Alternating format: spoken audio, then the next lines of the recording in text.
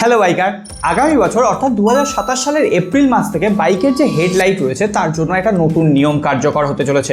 সমস্তটা বলছি, ভালোভাবে শুনবে, না হলে কি ওই ট্রাফিকে তোমরাই কেস খাবে, তখন আমাকে দোষ দেবে। যাই হোক, আর ভিডিওটা তোমার বাইকার বন্ধুদের সাথে শেয়ার করে দিও, কাজে আসবে। প্রথম যে রুলটা হবে সেটা হচ্ছে বাইকের যে অটোমেটিক হেডল্যাম্প সেটা সবসময় লো বিমে জ্বলবে। এখন যে সমস্ত বাইকগুলো রয়েছে, বেশ কিছু বাইকে অটোমেটিক হেডল্যাম্প হাই বিমে জ্বলে, আবার বেশ কিছু বাইকে লো বিমে জ্বলে। কিন্তু 2027 সালের এপ্রিল মাসের পর যে সমস্ত বাইকগুলো লঞ্চ হবে, প্রত্যেকটা বাইকে হেডলাইট লো বিমে জ্বলবে। তাতে করে সামনে থেকে যে ভেহিকেলটা আসছে তাদের কিন্তু কোনো রকম ভিজিবিলিটির প্রবলেম হবে না, অ্যাক্সিডেন্টের হার বলা হচ্ছে কমবে। আর পাশাপাশি সেকেন্ড রুলে অটোমেটিক হেডল্যাম্পের যে ব্রাইটনেস সেটাও কিছুটা কমানো হবে বাইকের ক্ষেত্রেও, এমনকি কারের ক্ষেত্রেও।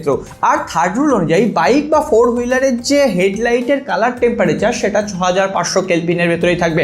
অর্থাৎ খুব যে হাই সাদা ফ্যাটে লাইট হবে এমনটা হবে না, ফলে ভিজিবিলিটি অনেক বেশি ইমপ্রুভ হবে। যে সামনে থেকে রাইড করে আসবে তার ক্ষেত্রেও সুবিধা, আর তোমার ক্ষেত্রেও অনেকটা সুবিধা। না হলে পরে তো ম্যানুয়ালি সুইচ দিয়ে তোমরা হাই বিম অন করতে পারবে, কিন্তু কেলভিনটা কিন্তু একদম রেস্ট্রিক্টেড করা দেওয়া হচ্ছে। ওই কেলভিনটা তোমরা হেডলাইটের ক্ষেত্রে বাড়াতে পারবে না।